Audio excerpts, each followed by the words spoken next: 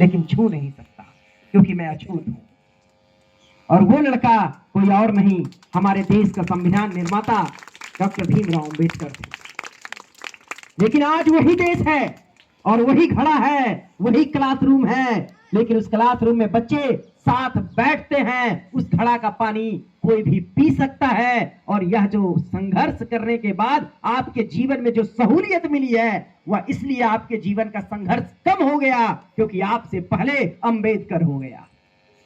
अगर अंबेडकर इस संसार में नहीं आए होते तो आप जिस आसानी के साथ आज साथ में साथ बैठकर बैठे हुए हैं, आपके बगल में बैठा हुआ व्यक्ति किस जाति से संबंध रखता है या आप नहीं पूछते हैं, इसका बहुत बड़ा श्रेय अगर किसी को जाता है तो बाबा साहब अंबेडकर को जाता है। वरना हिंदुस्तान की हालत ऐसी थी जहां छुआछूत इतनी चरम सीमा पर पहुंच गई थी कि आदमी जो है वह आदमी से छूने से कतराता था। आज हिंदुस्तान, हम आज चंद्रमा की यात्रा कर रहे हैं, सबसे सस्ते कीमत पर हम चंद्रमा मिशन भेजने में कामयाब हो गए। लेकिन बाबा साहब अंबेडकर ने कहा था कि राजनीतिक समानता, आर्थिक उन्नति तब तक फीकी मानी जाएगी जब तक हमारा समाज एकजुटता के साथ आगे बढ़ने की हिम्मत नहीं रखेगा। और आज आजादी के 75 वर्षों के बाद अगर आप देखिए, जिस 77 वर्षों के बाद जिस हिंदुस्तान को बाबा साहब अंबेडकर ने देखा था, जो सपना उनकी आंखों में पल रहा था कि एक बच्चा निकलेगा घर से और निकलने के बाद जब वो किसी के साथ बैठेगा तो एक ब्राह्मण का बच्चा एक दलित के बच्चे के साथ दोस्ती कर पाएगा और पूरी मानवता को एक इतिहास के साथ एक प्रेरणा दी जाएगी, या निश्चित तौर पर हमें जो राजनीतिक अधिकार मिले हैं इससे संभव हो पाया। तो आज अंबेडकर को समझना है, जानना है। जितनी भी युवा पीढ़ी है, मैं उनसे कहूंगा कि चाहे आप वो भगवा ध्वज उठा लीजिए, चाहे आप हरा झंडा उठा लीजिए, चाहे आप ब्लू झंडा जय भीम का उठा लीजिए, इससे आपके जीवन में परिवर्तन नहीं आएगा। किसी झंडे को उठाने से जीवन में परिवर्तन नहीं आता। जीवन में अगर परिवर्तन आता है तो कलम को हथियार बनाने से आता है। आप चाहे किसी भी प्रकार का झंडा उठा लीजिए, जिंदाबाद करते रह जाइएगा। अगर आपके जीवन में अगर परिवर्तन आपको लाना है तो कलम को अपना हथियार बना लीजिए। और यकीन मानिए, बाबा साहब अंबेडकर ने किसी गोली बंदूक से हिंदुस्तान की तस्वीर को नहीं बदला था। उन्होंने हिंदुस्तान की तस्वीर में, जिस हिंदुस्तान को आज अभी देख रहे हैं, उस हिंदुस्तान के निर्माण में उन्होंने कलम से भूमिका निभाई थी। 4-4 PhD करने वाला व्यक्ति चाहता तो जाकर विदेश में अपना सुखमय जीवन जी सकता था। अपने एक ऐसे प्रोफेसर के तौर पर जीवन जीते जिस कॉलेज में उन्होंने पढ़ाई की। अभी सर बोल रहे थे कि उस कॉलेज में विद्यार्थी की पूजा होती है, चाहते तो वहां प्रोफेसर बनकर आराम की जिंदगी जी सकते थे, लेकिन अपने जीवन को अपने समाज के लिए समर्पित कर दिए।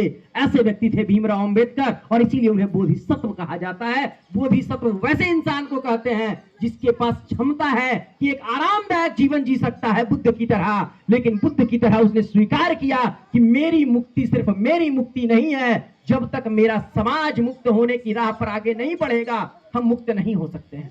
और इसीलिए उन्हें बोधिसत्व कहा जाता है। यानी कि विचार कीजिएगा, आज उसी अंबेडकर के संविधान को लेकर के अराजक तत्व आपसे लड़ाइयां लड़वा रहे हैं। आपके बच्चे मोबाइल में रील्स बनाने के लिए व्यस्त हो गए हैं। आपकी युवा पीढ़ी बर्बादी के चरम सीमा पर पहुंच गई है। गांजे अफीम का सेवन करते करते अपनी जिंदगी को बर्बाद कर रही है आज की जवानी। मैं उन सारे युवाओं से कहना चाहता हूं, अगर आने वाले समय में अपनी तस्वीर और अपने वाले हिंदुस्तान की तकदीर को लिखना चाहते हो तो कलम को अपना हथियार बना लो, दूसरा कोई विकल्प नहीं है।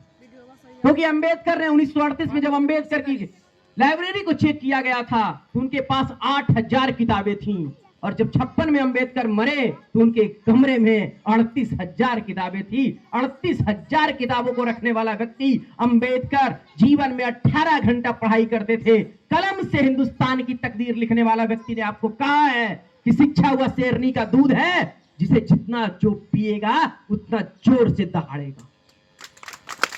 अंबेडकर कहते हैं कि तुम्हारे पांव में जूते हो या नहीं, तुम्हारे हाथों में किताबें होनी चाहिए। और मुझे गर्व होता है, मुझे कहा गया सर के द्वारा कि आप आइए और अपने प्रेरक शब्दों से इन बच्चों के अंदर उस प्रेरणा का उत्सर्ग कर दीजिए। मैं तो अपने आप को खुशनसीब मानता हूं कि इन बच्चों के मेहनत को देख करके, इन सारी तपस्या को देखकर, आपकी तपस्या को देख करके सर मैं खुद प्रेरित हो रहा हूं कि सीमित संसाधनों में भी असीमित को पाने की जो इच्छा आपके भीतर है, आपके बच्चों के भीतर है, वह अन्यथा कहीं और देखने को नहीं मिलती। वास्तविक विचार कीजिएगा कि जिस दौर में हम जी रहे हैं, इस दौर में अगर अंबेडकर को समझना है, अंबेडकर को जानना है, तो अंबेडकर को पढ़ना होगा। किसी दलित ने कविता लिखी थी कि अंबेडकर कौन है या मेरे दादाजी नहीं जानते थे। वह बस जानते थे कि वह चूहा पकड़ के खाते थे, उनको पता नहीं था अंबेडकर क्या है। मेरे पिताजी ने पढ़ा था, लेकिन वह किताब में पढ़े थे, लेकिन वह विशेष तौर पर अंबेडकर को नहीं जान पाए थे।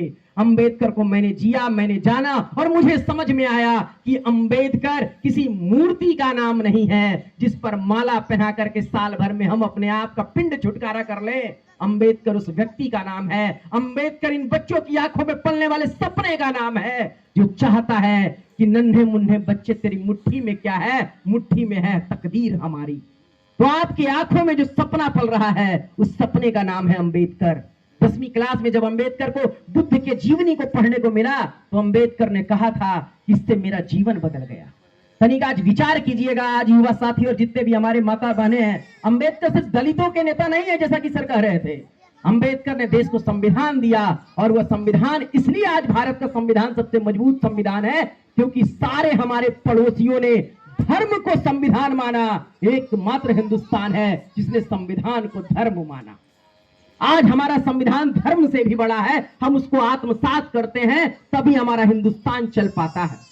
अंबेडकर ने महिलाओं के लिए, आपको अगर जानकारी नहीं हो तो मैं बता दूं, 1951 में उन्होंने नेहरू जी की कैबिनेट से इस्तीफा दे दिया था इस बात पर, क्योंकि अंबेडकर कह रहे थे कि इनको भी बराबरी का दर्जा दिया जाए, यूनिफॉर्म सिविल कोड, समान नागरिक संहिता लागू की जाए, वरना आप बात से मुकर रहे हैं।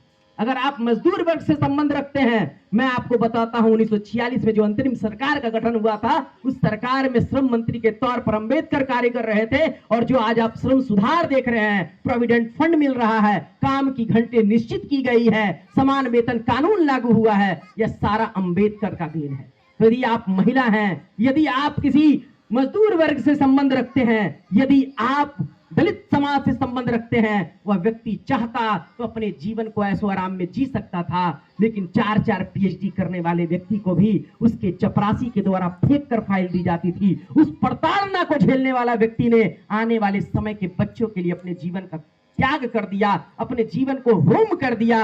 तब जाकर के आज की युवा पीढ़ी में आपसे यही कहूंगा, छोटे छोटे बच्चे, कि आपके लिए एकमात्र आज का दिन जो है ना, अगर मेरी बात, अगर एक भी बात तुम्हारे दिल के कोने में कहीं घर कर जाए, तो मैं आपसे यही कहूंगा, लाख मुसीबत जमाने में है, मगर कलम से रिश्ता निभाओगे तो जीवन तुम्हारा तकदीर बदल जाएगा। अगर अपने तकदीर को बदलना चाहते हो तो एकमात्र तुम्हारे पास सीढ़ी है, वह है तुम्हारी शिक्षा की सीढ़ी।